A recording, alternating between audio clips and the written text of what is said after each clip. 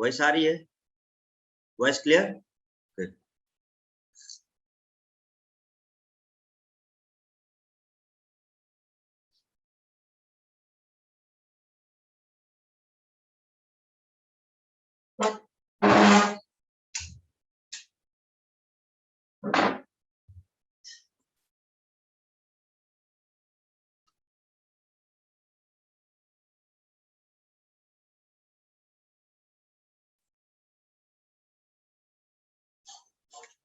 कल हम लोगों ने खिलाफत आंदोलन तक देखा था, है ना? और बात की थी कि खिलाफत आंदोलन में जो चीजें शुरू हुई वो असहयोग आंदोलन के साथ कंबाइन हो गया, क्योंकि गांधी जी इसमें शामिल हो गए। ठीक है, तो गांधी जी ने जो असहयोग आंदोलन शुरू किया वो दोनों एक साथ कंबाइन हो गए, इसीलिए खिलाफत और असहयोग आंदोलन को जुड़वा आंदोलन का नाम दिया गया। मतलब सीधा था, अगर हम असहयोग आंदोलन की बात करें तो हम मीनिंग ये है कि हम सरकार की किसी भी प्रकार से समर्थन नहीं करते हैं अंग्रेजों का, और जो भी सरकारी चीजें हैं हम उसका बहिष्कार करेंगे। मतलब स्कूल का, कॉलेज का, या कोई अगर किसी सरकारी पद में या डिपार्टमेंट में तो वो वहां नहीं जाएगा, है ना? ये सब चीजें एक प्रकार से सरकार का असहयोग करने से रिलेटेड था। तो देखते हैं असहयोग आंदोलन में कब शुरू किया गया और क्या चीजें हैं। खिलाफत की बात हम लोगों ने पीछे किया था 19 वाले में। तो असहयोग आंदोलन की बात करते हैं तो कलकत्ता अधिवेशन, ये एक डेट सितंबर 1920। अब देखो, एक्चुअल में जो अधिवेशन हुआ करता था वो अधिवेशन हर साल दिसंबर में होता था। बताया था ना कि कांग्रेस का जो अधिवेशन होता है वो दिसंबर में होता है, लेकिन यहाँ पर जब अधिवेशन देख रहे हो तो ये कब हो रहा है? सितंबर में। इसको कहते हैं विशेष अधिवेशन। मतलब ये जो कलकत्ता अधिवेशन था ये समय से पहले बुलाया गया था, ये एक विशेष अधिवेशन था। ये कोई वार्षिक अधिवेशन नहीं था जो एक्चुअल में हुआ करता था, क्योंकि दिसंबर में एक और होगा।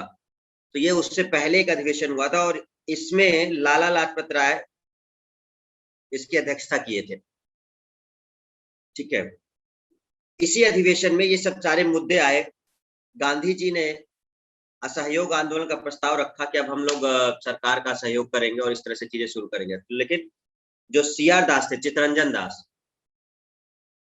उन्होंने विरोध किया। मतलब इस प्रस्ताव के लिए सीआर दास ने कहा कि नहीं, ये गलत होगा सरकार के लिए इस तरह से करना। बट अगले ही मतलब जो नेक्स्ट मीटिंग हुई दिसंबर में, तो उसमें इस असहयोग प्रस्ताव को स्वीकार कर लिया गया कि ठीक है, हम इसको स्वीकार करते हैं और हम लोग असहयोग आंदोलन शुरू कर देते हैं। कर तो पहले दिए थे, लेकिन इस पर बहुत मतलब डिटेल में कि क्या क्या सहयोग करना है किस चीज में। तो अब देखो, पहले वाले में जो कलकत्ता अधिवेशन हुआ है उसमें सीआर दास ने ही विरोध किया था, लेकिन जब नागपुर में वार्षिक अधिवेशन हुआ, इसको बोलते हैं वार्षिक अधिवेशन। वार्षिक अधिवेशन का मतलब क्या होता है? जब हर साल होने वाला, और ये दिसंबर में हुआ करता था। तो जब वार्षिक अधिवेशन हुआ तो इसमें सीआर दास ने ही कहा कि ठीक है, सहयोग प्रस्ताव बिल्कुल सही है, हम लोग करते हैं। एक्चुअल डेट अगर देखें कि असहयोग आंदोलन शुरू कब हुआ था, तो 1 अगस्त 1920 से ये स्टार्ट हो गया था। ठीक है, गांधी जी द्वारा। लेकिन इसमें एक पॉइंट है जो पूछा जाता है कि किस समय गांधी जी ने ये बोला था, या किस आंदोलन के समय उन्होंने बोला था कि हम 1 वर्ष के भीतर स्वराज प्राप्त कर लेंगे। ये क्वेश्चन बनता है कि गांधी जी ने किस आंदोलन के दौरान ये चीज बोली थी। तो आपको ध्यान रखना है कि जब असहयोग आंदोलन शुरू किया था तो उसी समय इन्होंने बोला था कि हम ये आंदोलन करेंगे और 1 ही वर्ष के भीतर स्वराज प्राप्त कर लेंगे। बट हो नहीं पाया। लक्ष्य तो जरूर रखा था, अगर स्वराज मिल जाता तो हम लोग आजादी हो गए होते एक प्रकार से, है ना? बट वो मिल नहीं पाया। लेकिन आपको ध्यान रखना है ये बात कब चल रही है? सहयोग आंदोलन में चल रही है। गांधी जी द्वारा चलाया गया प्रथम जन आंदोलन असहयोग। देखो, गांधी जी के लिए 2-4 पॉइंट आए हैं, आप लोग समझ रहे होंगे। पीछे एक आया था आपका, अगर याद किया हो कि एक क्षेत्रीय लेवल पे कौन सा था, एक इंटरनेशनल लेवल पे मतलब देशी राष्ट्रीय लेवल पे कौन सा था, और एक आपका जो था वो ये वाला। अगर हम आपसे क्वेश्चन पूछे क्षेत्रीय लेवल पे वो कौन सा आंदोलन था जिसमें उन्होंने पार्टिसिपेट किया था, लोकल लेवल, बहुत बड़े लेवल पे नहीं, या राज्य लेवल पर था वो, जिसमें उन्होंने पार्टिसिपेट किया था। तो हमें लगता है कि अभी तक याद होगा सबको, चंपारण था, ठीक है। और जो राष्ट्रीय स्तर पर, राष्ट्रीय स्तर पर किसमें किया था, जो उनका पहला आंदोलन माना जाता है राष्ट्रीय स्तर पर? 1919। कौन सा है वो 1919? नाम तो होगा। 1919 में जो हम लोग पढ़े थे वो कौन सा है सत्यजीत?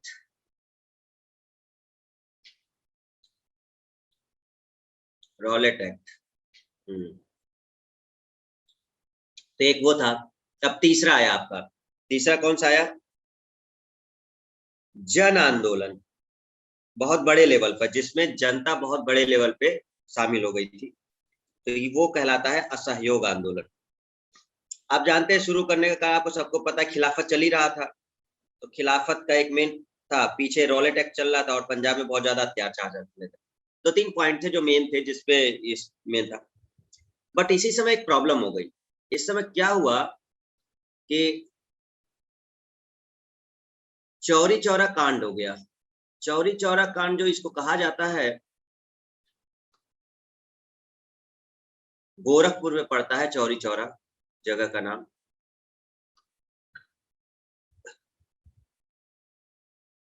चौरी चौरा कब हुआ था? 4 फरवरी 1922। कब हुआ? 4 फरवरी 1922 को हुआ। क्या था, ये लोग रैली निकाल रहे थे, जो क्रांतिकारी लोग थे, ये लोग रैली निकाल रहे थे, और उसमें एक पुलिस अधिकारी था। उस पुलिस अधिकारी ने भीड़ पर गोली चला दी, ठीक है। और गोली चलाने की वजह से बहुत सारे जो क्रांतिकारी थे या जो आंदोलनकारी थे वो मर गए, ठीक है। मतलब भीड़ की लगने से एक आध शुरुआत में मौत हुई, इससे वो भीड़ भड़क गई, मतलब जो भीड़ आंदोलन कर रही थी वो भड़क गई। उन लोगों ने क्या किया, मतलब पुलिस वालों के खिलाफ, मतलब वो जैसे होता नहीं है क्या, भीड़ में शामिल है तो सब लोग अटैक कर देते हैं, तो पुलिस पे अटैक कर दिया। तो पुलिस वाले क्या थे कि वो जेल के अंदर मतलब थाने के अंदर चले गए थे, पुलिस थाने के अंदर सब लोग हो गए थे। तो आंदोलनकारियों ने, जो ये आंदोलन कर रहे थे, इन लोगों ने उस पुलिस थाने को बंद कर दिया बाहर से, और उसमें आग लगा दी। तो उस पुलिस थाने में ही आग लगा दी, तो करीब करीब कहा जाता है कि 23 के आसपास पुलिसकर्मी थे जो उसके अंदर थे, और वो सब मारे गए, ठीक है। 23 पुलिसकर्मी की मौत हो गई थी उसमें। तो वही कहा जाता है कि चौरी चौरा कांड के कारण वापस ले लिया गया, किसानों की भीड़ ने थाने में आग लगा दी और 23 सिपाही मारे गए। इसी को चौरी चौरा कांड कहा जाता है, गोरखपुर का बात है। गांधी जी बहुत नाराज हुए। गांधी जी कहे कि हम इस वजह से असहयोग आंदोलन नहीं कर रहे थे, ठीक है, आ, आप लोगों ने गलत किया है, और मैं इस असहयोग आंदोलन को वापस लेता हूँ। गांधी जी ने इस प्रस्ताव को वापस ले लिया, असहयोग आंदोलन को। इससे जो बाकी थे, गांधी वो भगत सिंह वगैरह और जो भी थे, वो सब बहुत नाराज हुए, ठीक है। बहुत मतलब क्या है कि ये ठीक नहीं हुआ, एक ही तो मंच मिल रहा था जिससे हम लोग अंग्रेजों के खिलाफ लड़ सकते थे। बट कोई नहीं, आपको इतना ध्यान रखना है, एक डेट बस याद रखनी है, चौरी चौरा कांड कब हुआ था। तो चौरी चौरा कांड 4 फरवरी 1922 को हुआ था। देखो काफी समय बाद हो रहा है। असहयोग आंदोलन के शुरू होने का समय 1 अगस्त 1920 है, ठीक है, और उसके 2 साल बाद के लगभग के आसपास का है, मतलब ये लंबा चल रहा था। और अगर ये वापस न लिए होते तो कहीं ना कहीं असहयोग आंदोलन और चलता, ठीक है। तो असहयोग आंदोलन कोई बात उस तरह की नहीं थी ना भाई, लंबा क्यों नहीं चल सकता। असहयोग आंदोलन का मतलब था कि हम चीजों का बहिष्कार करेंगे, बस सीधे स्कूल नहीं जाएंगे, कॉलेज नहीं जाएंगे, सरकारी डिपार्टमेंट नहीं जाएंगे, हम अंग्रेजों का सपोर्ट नहीं करेंगे। ये तो आप करते रह सकते हैं, तो लंबा चल सकता है इसमें, ठीक है। गांधी जी को एक उपाधि दी थी अंग्रेजों ने, कैसरे हिंद की उपाधि। तो अच्छा, क्रांतिकारियों को उपाधि नहीं मिला करती थी, लेकिन बाकी जो लोग जैसे सपोर्ट टाइप के थे तो उनको खूब मिल जाया करते थे। जैसे रविन्द्रनाथ टैगोर को उपाधि दी है, इनको दी है, ठीक है। तो कैसरे हिंद की उपाधि इन्होंने लौटा दिया आंदोलन के समय। तो आपको ये पूछा जाता है कि जब ये इन्होंने अपनी उपाधि लौटाई थी तो वो कौन सी, जो ब्रिटिश सरकार द्वारा उपाधि दी गई थी वो कौन सी उपाधि थी जिसको इन्होंने लौटा दिया था इस समय?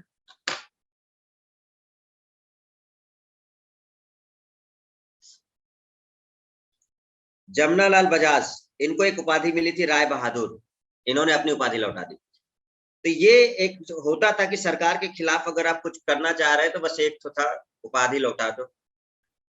वो आज भी चलता है, जब कुछ होता है तो लोग जिनके पास उपाधि रहती है वो उसको लौटा करके शो करना चाहते हैं कि हम आपके खिलाफ हैं। ये चीजें ऐसे हुआ करती हैं, ठीक है। तो ये पीछे से चला आ रहा है, कोई नई बात नहीं है।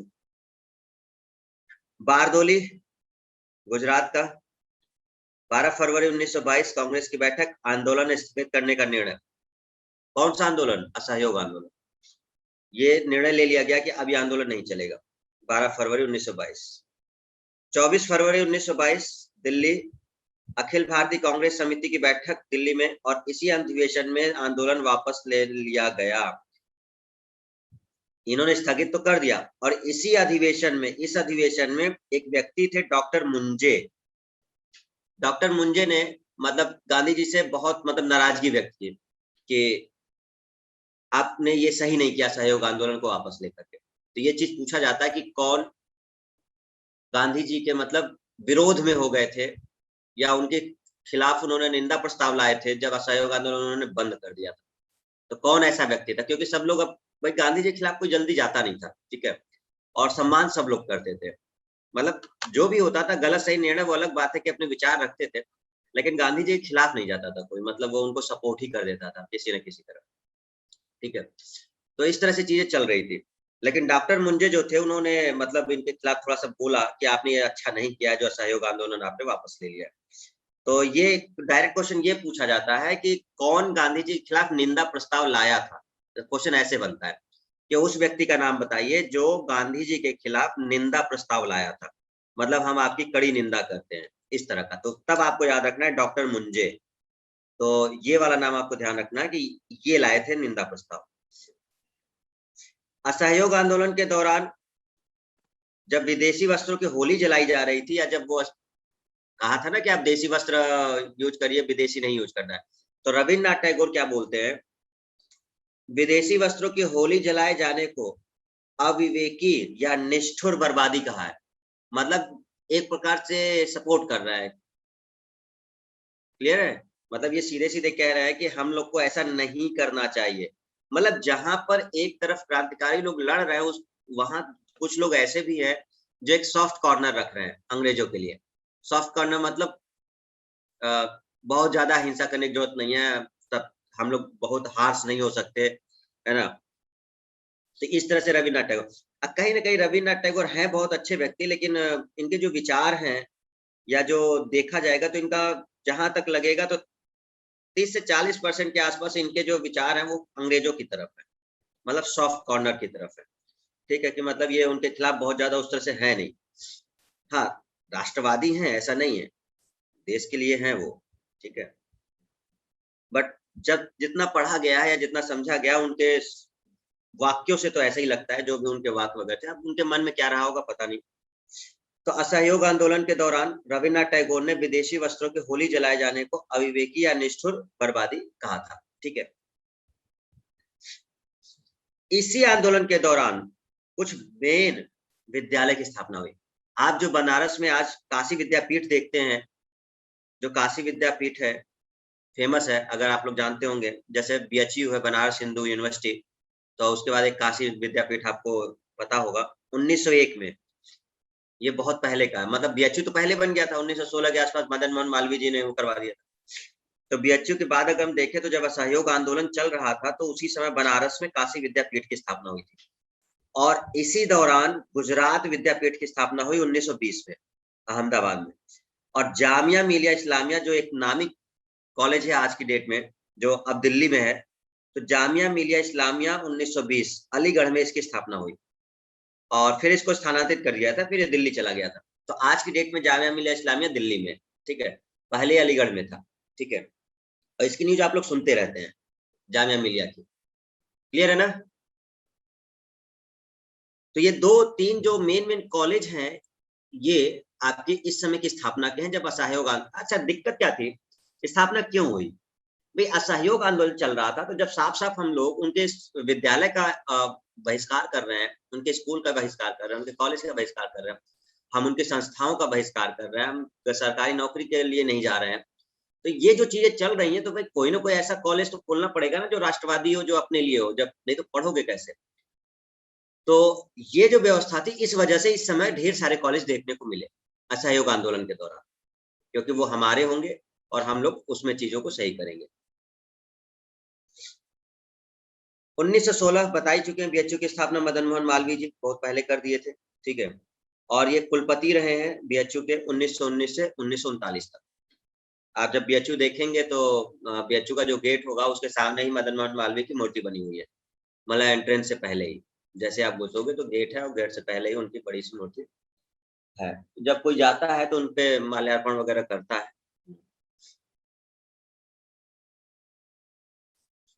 राजरानी, तो आराम कर लो, कोई एक काम कर लो, चाहे आराम कर लो चाहे वो कर लो, है ना। तुमको नींद आ रही है, हर 2 मिनट में आग झपक जा रही है।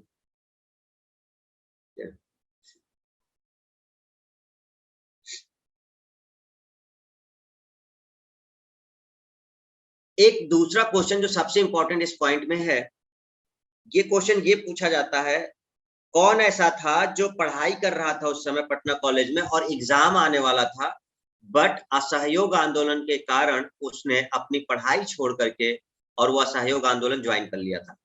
तो ऐसा एक क्वेश्चन आपका ये पूछा जाता है, तो आपको ध्यान रखना है। परीक्षा के केवल 20 ही दिन बचे थे, फिर भी देखिए कि पूरे साल की वो पढ़ाई करने के बाद और उसने मतलब एग्जाम नहीं दिया और कुछ समय के पहले ही उसने कॉलेज छोड़ दिया। और इन्हीं का नाम है जयप्रकाश नारायण, जिनको आप लोग सुनते हैं आज, जयप्रकाश नारायण जी।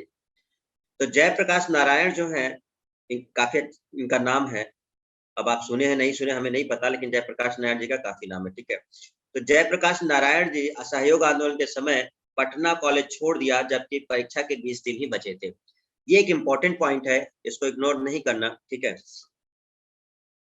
अच्छा, अब इसका कुछ परिणाम निकाला जाता है, जो इसको मतलब समर्थन वाले लोग हैं असहयोग आंदोलन और खिलाफत आंदोलन, तो वो लोग कहते हैं इसके फायदे भी बहुत हुए। तो वो लोग क्या फायदे गिनाते हैं कि असहयोग आंदोलन का फायदा ये हुआ क्योंकि असहयोग आंदोलन खिलाफत के साथ कनेक्ट कर दिया गया था। देखा था आपने, खिलाफत और असहयोग दोनों एक साथ हो गए थे। तो अब ये लोग कह रहे हैं कि असहयोग आंदोलन का फल ये था कि हिंदू मुस्लिम एक साथ हो गए, मतलब ये लोग उसको समझा रहे हैं कि ये दोनों चीजें साथ साथ करने से बहुत फायदा हुआ, जिससे हिंदू मुस्लिम में एकता बढ़ी, ठीक है, इनका कहना ये था। तो ये इन लोगों ने उसको सपोर्ट कर दिया। चलिए 1923-28, अब देखो हुआ क्या, जब तक असहयोग आंदोलन चल रहा था तब तक थोड़ी सी जो हिंसात्मक कार्यवाही थी वो थोड़ी सी रुकी हुई थी, क्रांतिकारी गतिविधियां। क्यों? क्योंकि असहयोग आंदोलन में उसका स्थान नहीं था। असहयोग आंदोलन में बस इतना था कि हम उनका सपोर्ट नहीं करेंगे अंग्रेजों का। तो उस समय कुछ चीजें थोड़ी सी ब्रेक हुई थी 20 से 22 के आसपास, बस वही चौरी चौरा का कांड हो गया था जिसकी वजह से दिक्कतें बढ़ गई थी। लेकिन जैसे ही असहयोग आंदोलन इन्होंने वापस ले लिया गांधी जी ने, अब क्रांतिकारी फिर से अपने उसी मूड में आ गए कि भैया अब समझ गए हैं कि अब ये सीधा सीधा रास्ता नहीं है, हमको फिर अपने उसी तरीके में आना पड़ेगा, लड़ करके लेना पड़ेगा। तो वही चीज एक क्वेश्चन किया जाता है आपसे कि ये जो 1923 से 28 का काल था, इसमें भारतीय राजनीति में क्रांतिकारी गतिविधियां फिर से शुरू हो गई बड़े लेवल पर, जो उग्रवादी टाइप के, उग्रवादी विचार, मतलब एक गरम दल है एक नरम दल है ना, तो गरम दल वाला। तो क्रांतिकारी गतिविधियों की पुनरावृत्ति का कारण क्या था? ऑब्वियस सी बात है, अगर आप अपने असहयोग आंदोलन को चलने दिए होते तो ये चीजें ना होती। लेकिन जैसे ही गांधी जी ने असहयोग आंदोलन को वापस ले लिया था, तो अब कुछ ना कुछ तो करना पड़ेगा, तो क्रांतिकारी फिर से शुरू हो गए, फिर से वही चीजें चालू हो गई। तो 23 से 28 का काल इसीलिए कहा जाता है कि क्रांतिकारी गतिविधियां फिर से शुरू हो गई थी, क्योंकि गांधी जी ने असहयोग आंदोलन को वापस ले लिया था। तो क्वेश्चन ये रहता है ऊपर वाला, ये ऑप्शन में रहता है, ये जो नीचे रहता है ये चीज ऑप्शन में रहती है कि कौन सा आंदोलन था जिसकी वजह से ऐसा मतलब हुआ था। ये ऑप्शन इस तरह से दिए जाते हैं। बिहार में किसने नेतृत्व किया था? स्वामी विद्यानंद ने।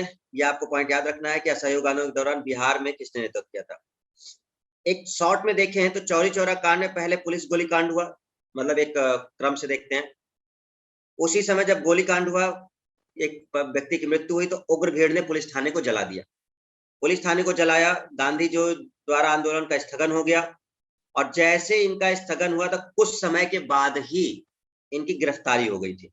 गांधी जी को गिरफ्तार भी कर लिया गया था उसके कुछ समय बाद। ठीक है, देखो स्थगन जो बात हुई थी तो मार्च में हुई थी। ठीक है, जब आप इसके स्थगन की बात करेंगे 12 फरवरी 1922 एक तो बारदोली निर्णय लिया गया, 24 फरवरी में हर चीज फाइनल हो गई, मार्च में इनको गिरफ्तार कर लिया गया था गांधी जी को, लेकिन इनको छोड़ दिया गया कुछ समय के बाद, क्योंकि गांधी जी को आप ज्यादा दिन नहीं रख सकते ना, क्योंकि बहुत बड़ा नाम था गांधी जी का। तो अंग्रेज खुद ही भी मतलब नहीं चाहते थे कि बार बार गांधी जी को गिरफ्तार किया जाए, लेकिन वो कर लेते थे। अब कुछ समय के बाद वो उनको छोड़ दिया करते थे। तो ये चीज, एक क्वेश्चन होगा, चौरी चौरा जब कांड हुआ था तो गांधी जी कहाँ थे? गांधी जी इस समय बारदोली में थे, गुजरात में थे।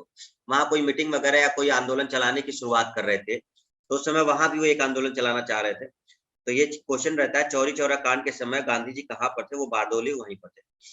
राहुल सांकृत्यायन कहाँ से इस आंदोलन में भाग लिए थे? तो राहुल सांकृत्यायन छपरा से इसमें भाग लिए थे। बाल गंगाधर तिलक ने समर्थन दिया था, बट वो जिंदा नहीं रहे। समर्थन तो दिए थे, लेकिन कुछ समय के बाद उनकी मृत्यु हो गई थी, आपको पता होगा। ठीक है, 1920 में जब ये शुरू हुआ था ना, 1 अगस्त 1920 के आसपास, इसी दौरान बाल गंगाधर तिलक की मृत्यु हुई थी। ठीक है, ये बहुत समय तक रह नहीं पाए, है ना, लेकिन समर्थन दिया था बाल गंगाधर तिलक जी। ये बहुत इंपॉर्टेंट नहीं है, लेकिन फिर भी आप पढ़ सकते हो कि मतलब कौन कौन ऐसे थे जो वकील थे और मतलब उन लोगों ने अपनी वकालत छोड़ दी थी। जैसे सीआर दास, चित्तरंजन दास, मोतीलाल नेहरू, राजेंद्र प्रसाद, जवाहरलाल नेहरू और वल्लभ भाई पटेल। मतलब ये लोग वकील थे ना, वकालत क्या करते थे। तो अब सारा संस्था जो है वो अंग्रेजों का ही है, और जब सारी संस्था अंग्रेजों की है और आप उसके खिलाफ असहयोग कर रहे हैं, तो ऑब्वियस सी बात है आपको नौकरी छोड़नी पड़ेगी, तभी आप असहयोग में पार्टिसिपेट कर सकते हैं। इस वजह से इन लोगों ने अपनी वकालत छोड़ दी थी, जो मेन मेन हमारे थे। तो वल्लभ भाई पटेल वकील थे, बैरिस्टर थे ये भी। जवाहरलाल नेहरू आपको पता ही है, ये बैरिस्टर बन के थे ही। राजेंद्र प्रसाद, मोतीलाल नेहरू, ये तो बहुत बड़े बैरिस्टर शुरुआत से ही थे। और चित्तरंजन दास, तो इन सब लोगों ने मिलकर के जो अपनी वकालत थी वो छोड़ दी थी। क्लियर हुआ सभी को? ठीक है, एक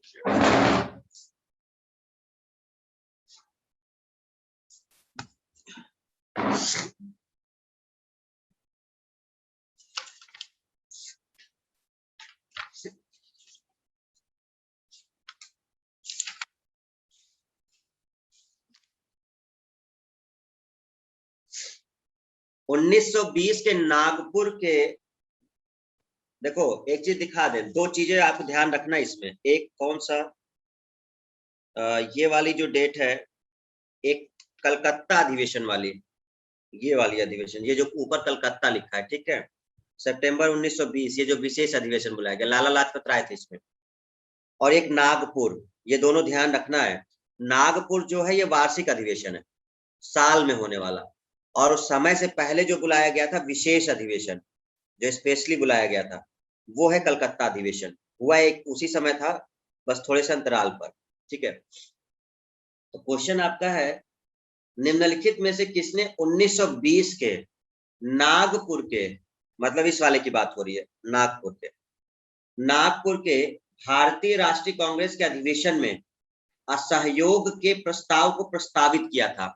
मतलब कौन ऐसा था जिसने असहयोग प्रस्ताव को सबके सामने रखा था नागपुर के अधिवेशन में? तो देखो, नागपुर के अधिवेशन में चित्तरंजन दास ने रखा था, लेकिन अगर ये कलकत्ता का पूछता तो आप कहते गांधी जी। यही दो मेन पॉइंट है जो पूछा जाता है आपसे, और आप इसमें कंफ्यूज हो जाते हैं। अगर ये पूछता आपसे कलकत्ता का, तो कलकत्ता का आंसर क्या देते आप? अगर ये अधिवेशन कलकत्ता लिखता तो आप कहते कि ये प्रस्ताव गांधी जी द्वारा लाया गया, क्योंकि उन्होंने पूछा है नागपुर अधिवेशन, तो इसका मतलब ये प्रस्ताव सीआर दास के द्वारा लाया गया। ये आपको ध्यान रखनी है चीजें। भारतीय राष्ट्रीय कांग्रेस ने पहला असहयोग आंदोलन किस वर्ष शुरू किया था? वर्ष बताइए कब शुरू हुआ था? भारतीय राष्ट्रीय कांग्रेस का जो वो था, वो असहयोग आंदोलन, वो किस वर्ष शुरू हुआ था?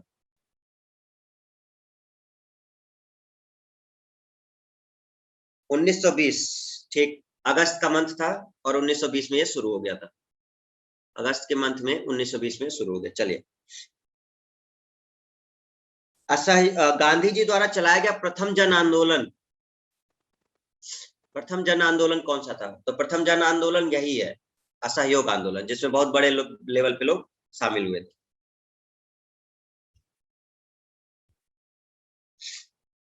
इसमें से कौन सा एक कारण है जो असहयोग आंदोलन शुरू करने का नहीं है?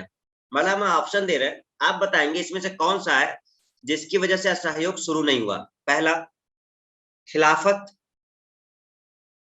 दूसरा, पंजाब में अत्याचार। तीसरा, रॉलेट एक्ट। चौथा, नमक कानून। कौन सा ऐसा रीजन है जिसकी वजह से ये नहीं हुआ था? नमक कानून। देखो सब तुरंत फटाफट। ओके। एक वर्ष में स्वराज का नारा गांधी जी ने कब दिया था? एनीवन? एक वर्ष में स्वराज का नारा गांधी जी ने कब दिया था?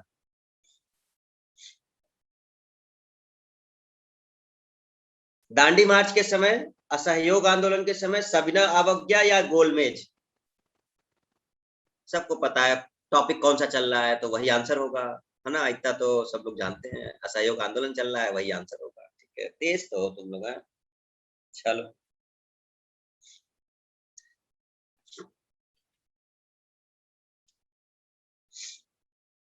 ब्रिटिश सरकार ने महात्मा गांधी को जो उपाधि दी थी और जिसे उन्होंने असहयोग आंदोलन में वापस कर दिया, वो उपाधि कौन सी थी?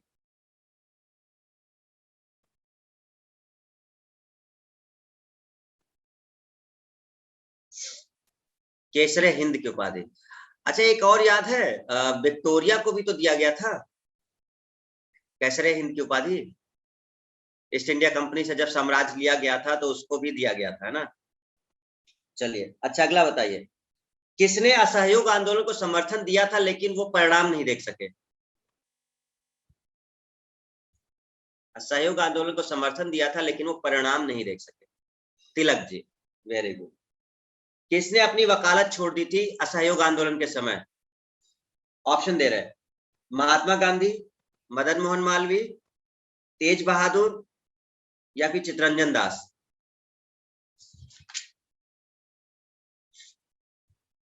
Chittaranjan Das, very good. राहुल सांकृत्यायन ने असहयोग आंदोलन के समय कहां से नेतृत्व किया था? राहुल सांकृत्यायन ने असहयोग आंदोलन के समय कहां से नेतृत्व किया था? छपरा से। चौरी चौरा कांड की वास्तविक तिथि क्या है? 5 फरवरी 1922 या 4 फरवरी 1922, 2 फरवरी या 6 फरवरी? 4 फरवरी एक्चुअल डेट है, ठीक है, ध्यान रखिएगा, जिनको डाउट है वो डाउट में ना रहे। ठीक है, वो 4 फरवरी है। चौरी चौरा कौन से जनपद में है? जिला बताना है। अब जो उधर के होंगे वो तो तुरंत पता लगा। अच्छा सर, चौरी चौरा। अब हम तो गए नहीं है यार, उसी साइड है, पूर्वांचल साइड बहुत कम गए हैं ना। एनसीआर साइड तो हम ज्यादा गए हैं लेकिन पूर्वांचल साइड बहुत कम गए हैं। हाँ, आजमगढ़ गए हैं, गोरखपुर में एक बार गए थे लेकिन ज्यादा इधर उधर जा नहीं पाया। कुशीनगर गए हैं, कुशीनगर तो गए हैं, महात्मा बुद्ध के वो मंदिर वगैरह हैं, तो वहां तो हम गए थे देख।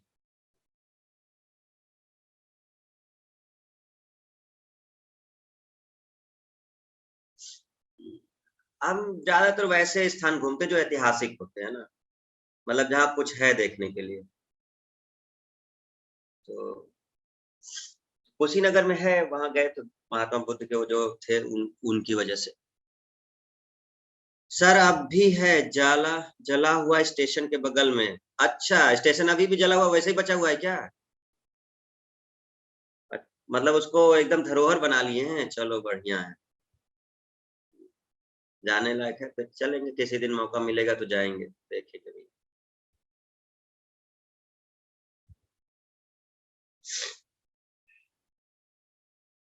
वो बुक ठीक है। किस घटना के कारण गांधी जी ने असहयोग आंदोलन को वापस ले लिया था? चौरी चौरा कांड, अब तक तो याद कर लिए होंगे भैया। ये कई बार हर अलग अलग साल में पूछा गया है, 2004, 1990, 2006, 2015, सब में यही पूछा है कि क्यों असहयोग आंदोलन वापस लिया था। ठीक है, तो आप ध्यान रखिएगा, चौरी चौरा कांड की वजह से लिया था, ये सिंपल है। असहयोग आंदोलन 1920 में शुरू हुआ था लेकिन ये खत्म कब हुआ? पहला, 1920 में ही, 1921, 1922 या 1924? 22 में, 20 से 22 तक, 20 में शुरू हुआ था, 22 में खत्म हो गया। ठीक है, हम 3 चीजें आपको बोलते हैं, आप बताएंगे इनकी डेट को क्रम से लगाना है। ठीक है, पहला अगर हम इसमें देखें तो 3 है, आप इसको क्रम से लगाइए। चौरी चौरा कांड, चौरी चौरा, बारदोली, और तीसरा आपका है असहयोग आंदोलन।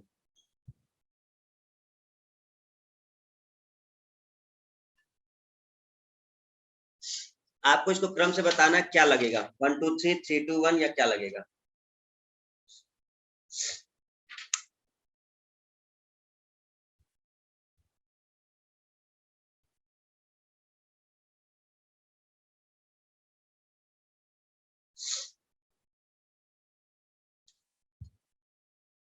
Three one two,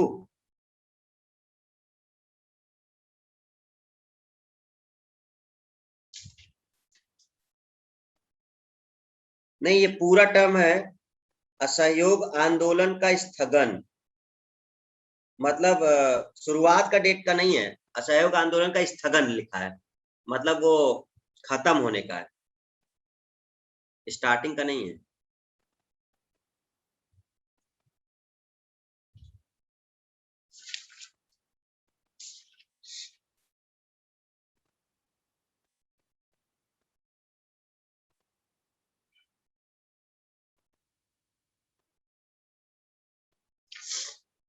to one three, पहले बारदोली, बारदोली नहीं हुआ था, बारदोली 12 फरवरी को हुआ था ना, और जो चौरी चौरा है वो 4 फरवरी को ही हो गया था, जो एक्चुअल में चौरी चौरा था वो 4 फरवरी को ही हो गया था, और जो बारदोली था वो एक्चुअल में 12 फरवरी को हुआ था, और ये आंदोलन असहयोग बाद में हुआ था, 1922 में ही इनके बाद स्थगित हुआ था, क्योंकि बारदोली में कौन थे, बारदोली में गांधी जी थे, फिर जब वहां से वो लौटे तो उन्होंने इसको स्थगित कर दिया असहयोग आंदोलन। तो इसका सही क्रम बनेगा आपका पहला, और फिर दूसरा, और फिर तीसरा, सीधा क्रम है, 1 2 3 आएगा।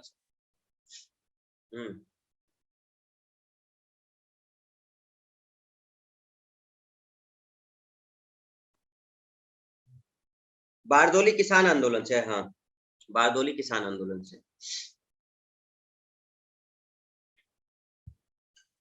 तो यहाँ तक आपको याद हो गया होगा जो मेन मेन पॉइंट थे हमारे यहाँ पर।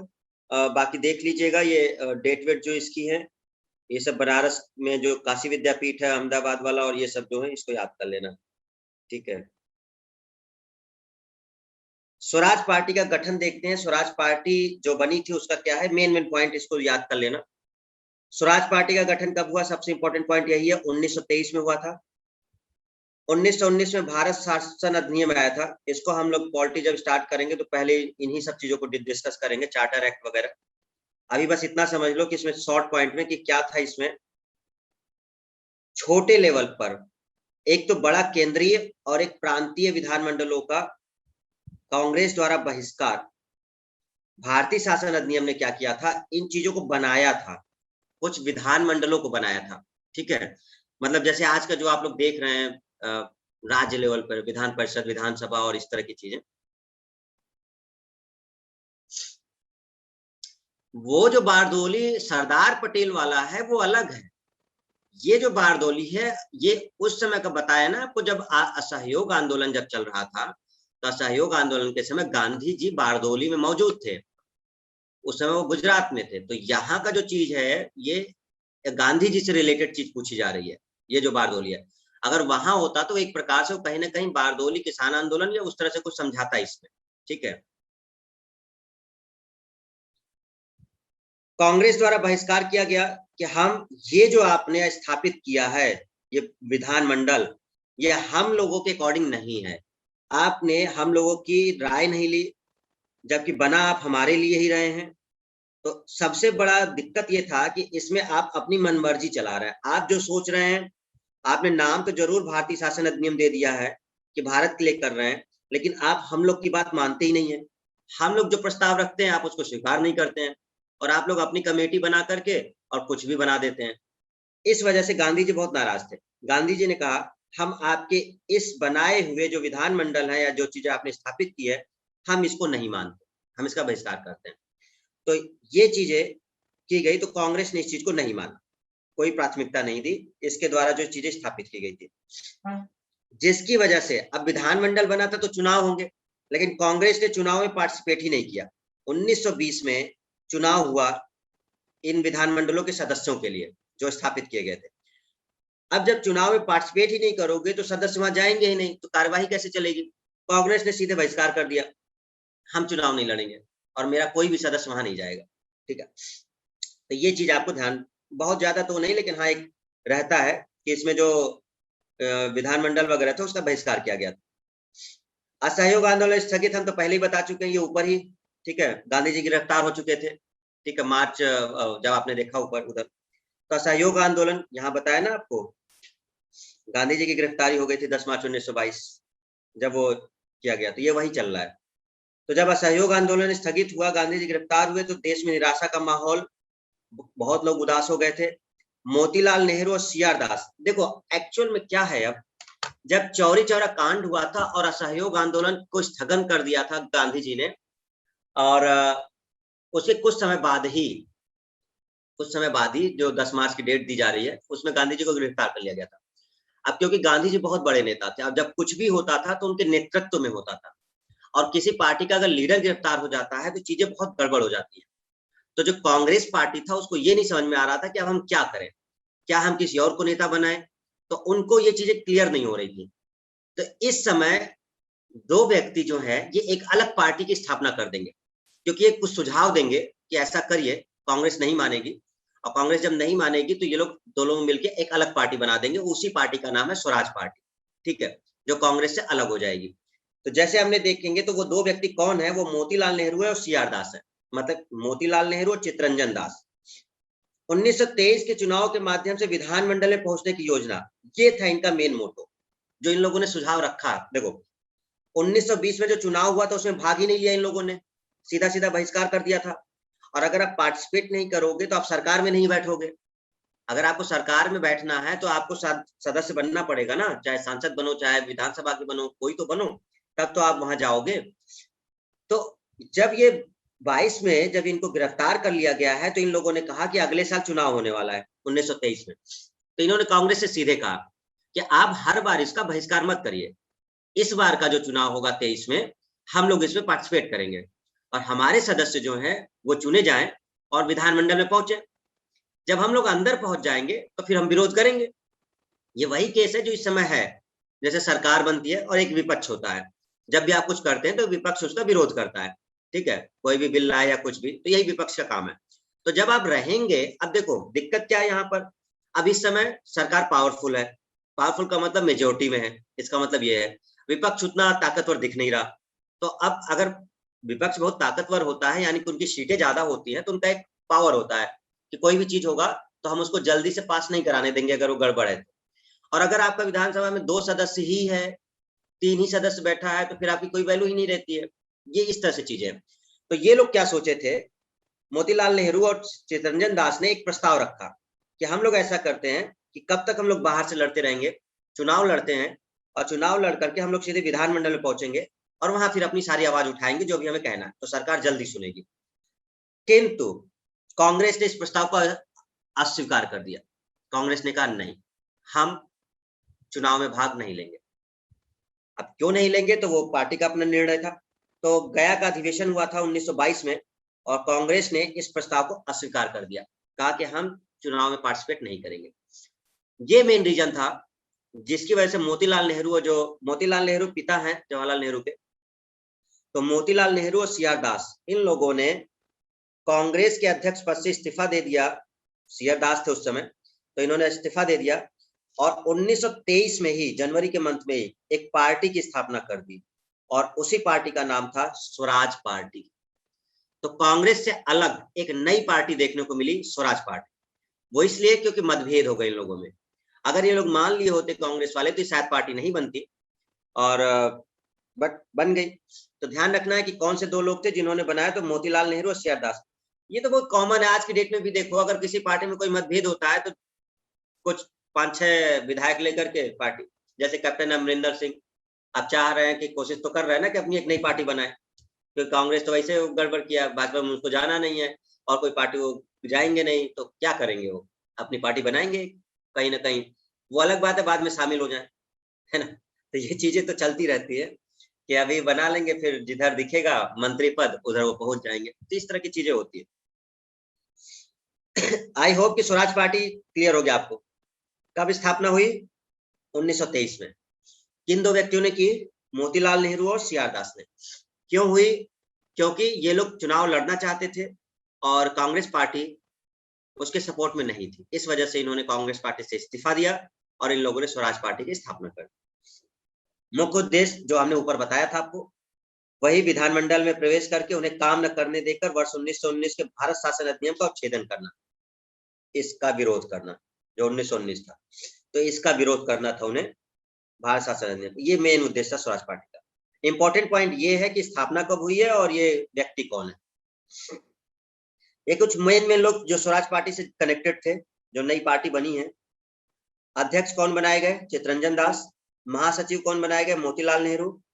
और मद्रास प्रांत में, मद्रास के पास, मद्रास के साइड स्वराज पार्टी बनाई गई, उसके संस्थापक निवास अयंगर। ये सब छोटे छोटे पॉइंट है, याद रखिएगा।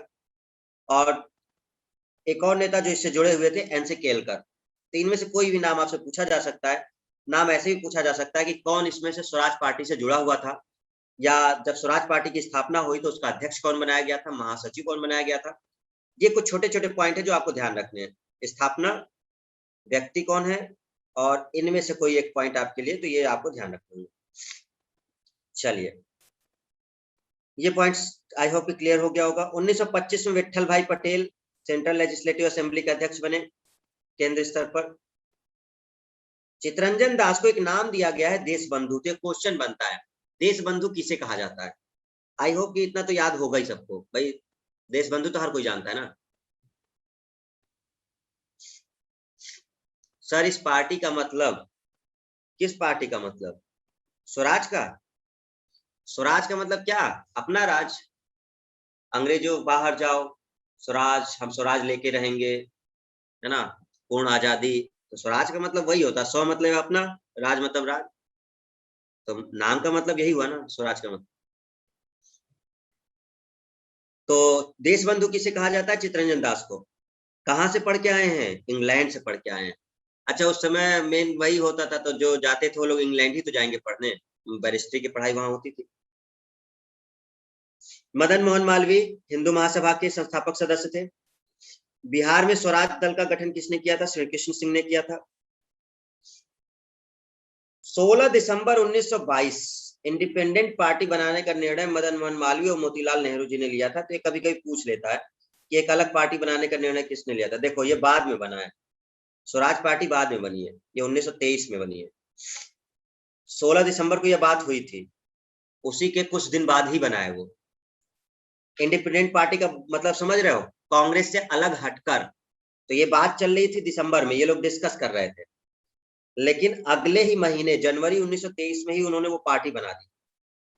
तो इंडिपेंडेंट पार्टी का मतलब कि हम कांग्रेस से अलग पार्टी बनाएंगे।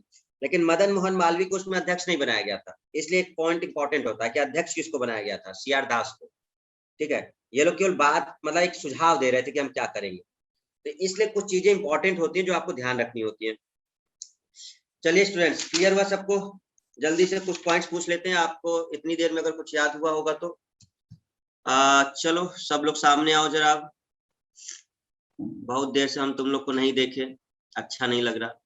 जब तुम लोग सामने नहीं आते हो तो अजीब सा खाली खाली सा महसूस होता है, लगता है कि कौन पता नहीं हम, है ना।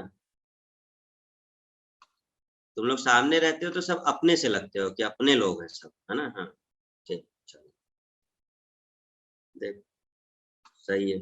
आ गए सब सामने? मीरा, प्रिया, राफिया, हेमा, मनोज, विनय, वंदना, राहुल, रिंकी, हर्षवर्धन। हर्षवर्धन कन्नौज से कब लौटे?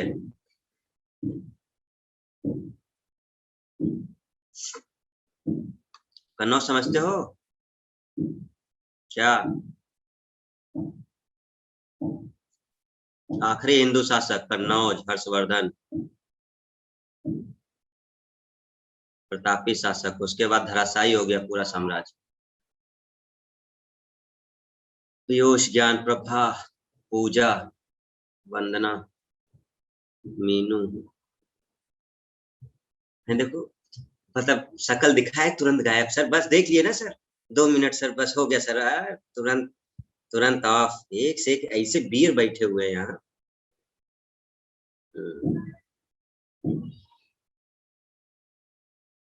ये लोग कहाँ है भाई? ये बाकी लोग कहाँ हैं? शालिनी, प्रीति, इमरान, हिमांगी, हिमतेश।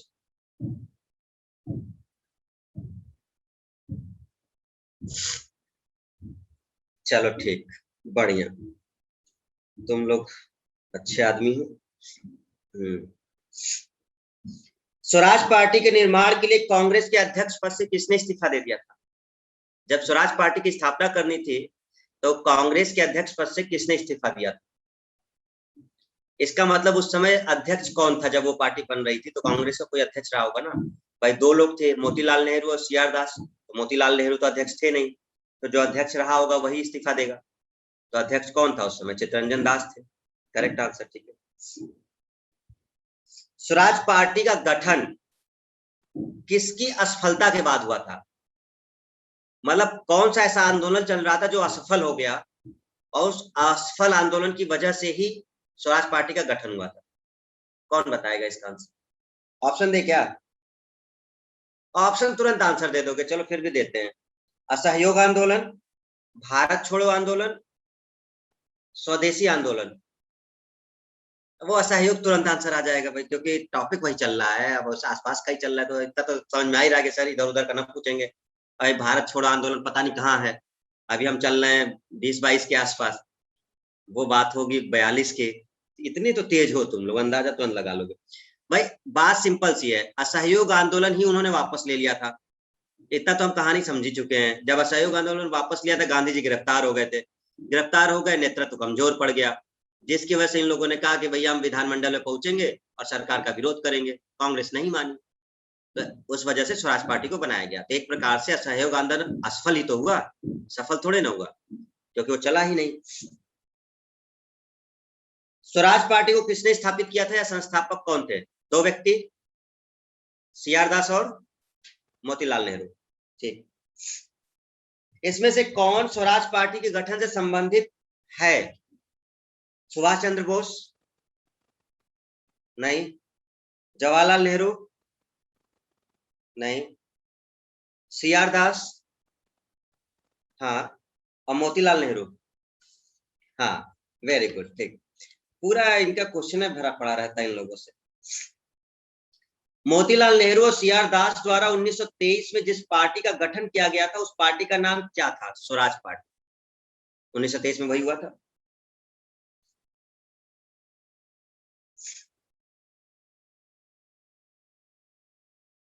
मोतीलाल नेहरू स्वराज दल के नेता थे, यानी स्वराज पार्टी के नेता थे। इस पार्टी में कौन नहीं था? कुछ नाम हमने बताए थे आपको, अगर थोड़ा बहुत याद रखे होगे तब तो ठीक। इस पार्टी में कौन नहीं था? पहला ऑप्शन श्रीनिवास अयंगर। क्या ये थे निवास अयंगर? जी बिल्कुल थे। हाँ, दिमाग लगाओ, मद्रास के जो स्वराज पार्टी स्थापित हुई थी उसके श्रीनिवास अयंगर ही थे। ये बताया नहीं था? मद्रास में एक पार्टी स्थापित हुई थी, मद्रास में स्वराज पार्टी। तो है तो उसी के ना, कहीं भी रहे हो पार्टी के तो हैं।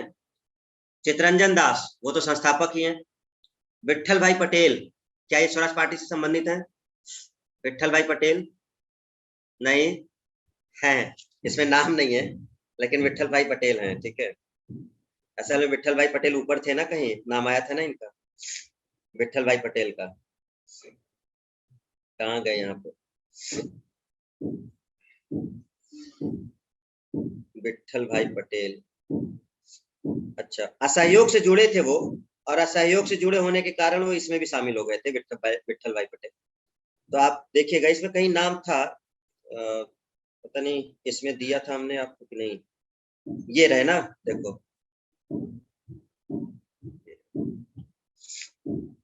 विट्ठल भाई पटेल 1925 में विट्ठल भाई पटेल सेंट्रल लेजिस्लेटिव असेंबली के अध्यक्ष बने। और अगर ये लेजिस्लेटिव असेंबली के अध्यक्ष बने हैं, सेंट्रल लेजिस्लेटिव असेंबली के अध्यक्ष बने हैं, तो इसका मतलब चुनाव लड़ा गया है।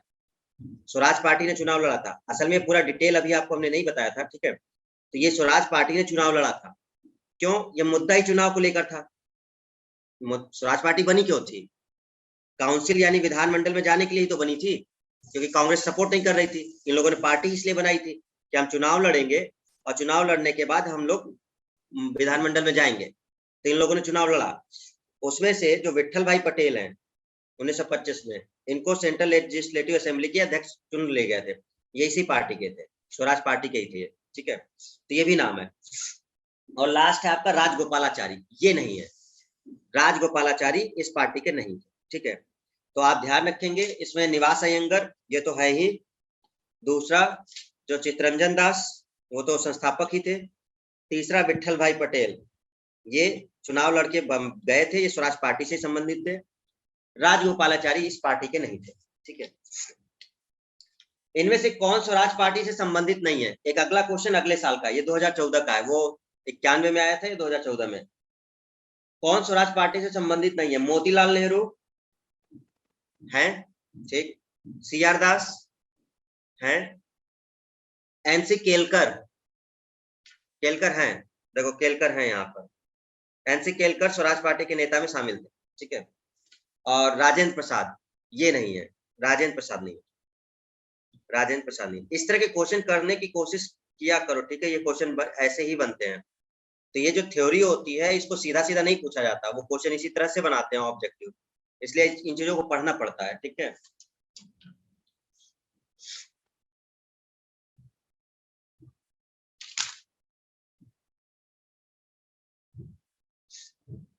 एक पार्टी बनी थी इंडिपेंडेंट पार्टी, ये वाली इंडिपेंडेंट पार्टी, कब? 1922 में, 16 दिसंबर 1922, इंडिपेंडेंट पार्टी। आपको इससे रिलेटेड क्वेश्चन है, आपको ये बताना है 16 दिसंबर 1922 को इंडिपेंडेंट पार्टी बनाने का निर्णय लिया गया था। आपको सही उत्तर पहचानना है। पहला, लाला हरदयाल, मदन मोहन मालवीय, मोहम्मद अली जिन्ना और मोतीलाल नेहरू, इसमें से कौन इससे संबंधित है? क्वेश्चन ये है। तो दो ही लोग शामिल थे भाई, कौन शामिल थे? एक मदन मोहन मालवीय और दूसरे कौन शामिल थे? मोतीलाल नेहरू। बाकी इसमें ये दोनों थे ही नहीं, लाला हरदयाल की बात यहाँ होती ही नहीं है।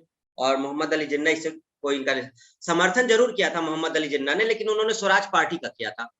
जिन्ना ने स्वराज पार्टी का समर्थन किया था, जो मोतीलाल नेहरू ने जो बनाया था उसका सपोर्ट किया था जिन्ना ने, ठीक है। लेकिन सदस्य नहीं थे, ठीक है, क्योंकि वो मुस्लिम लीग का सदस्य था, तो वो चीजें नहीं थी।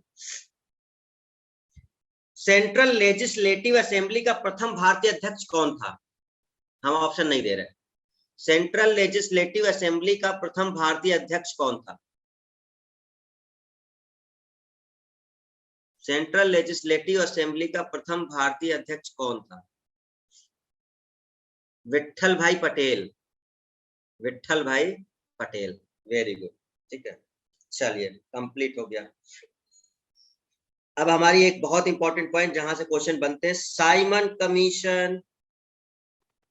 साइमन वापस जाओ, go back, Simon go back करो, 3-4 बार बोलो, कहो Simon go back, Simon go back. तो साइमन कमीशन बहुत बहुत इंपॉर्टेंट है और आप शायद इसके बारे में सुने होंगे। जिस समय ये आने वाला था उस समय पूरे देश में खाली एक ही आवाज सुनाई देती थी, Simon go back, Simon go back, Simon go back. जहां चले जाओ खाली साइमन गो बैक होता था, ठीक है। तो अब टाइम हो साइन ऑन, ठीक है। अब हमारी क्लास भी है, तो आज इतना ही रखते हैं। साइमन कमीशन के बारे में नोट्स हमने दे दिया, एक आध बार इसको थोड़ा सा देख लिया करो, है ना, कि क्या चीज है। इसी वाले में क्या होगा, साइमन गो बैक में ही 1927 की बात होगी ना। चलो इसको कल डिस्कस करते हैं कि साइमन कमीशन क्या था और किस वजह से इसका अपोज हुआ था, ठीक है। ये चीजें हम लोग कल देख लेंगे। कब पहुंचा था साइमन कमीशन? 3 फरवरी 1928 को भारत पहुंचा था, यानी बंबई पहुंचा था। कमेटी पहले बन गई थी 1927 में ही, लेकिन भारत जब पूछेगा कि भारत कब पहुंचा था, तो वो 3 फरवरी 1928 को पहुंचा साइमन। और साइमन एक व्यक्ति का नाम है, उसके नाम पर पड़ा है, ठीक है। साइमन एक व्यक्ति का नाम है, ये रहा व्यक्ति जॉन साइमन, वो अध्यक्ष था इस कमेटी का। तो जॉन साइमन था, उसके नाम पर ही इसका नाम था साइमन कमीशन, ठीक है। देखो दिक्कत ये थी, 7 सदस्य थे इस कमीशन में और सभी अंग्रेज थे। प्रॉब्लम ये थी, बहिष्कार इसलिए हुआ था, आए थे ये हमारे यहाँ संविधान की समीक्षा करने के लिए, संविधान बनाने के लिए, ठीक है। जो एक मॉन्टेग्यू चेम्सफोर्ड नियम बना था 1919 में, इसी को इनको रिव्यू करना था कि इसमें क्या प्रॉब्लम है, और उसको देखते हुए एक संवैधानिक चीजों को गठन करना था। बट सबको अंग्रेज रख दिया, हम ही गो बैक हो गए। हम कहाँ गो बैक हो गए, हम चल तो रहे हैं, हम दिख नहीं रहे क्या?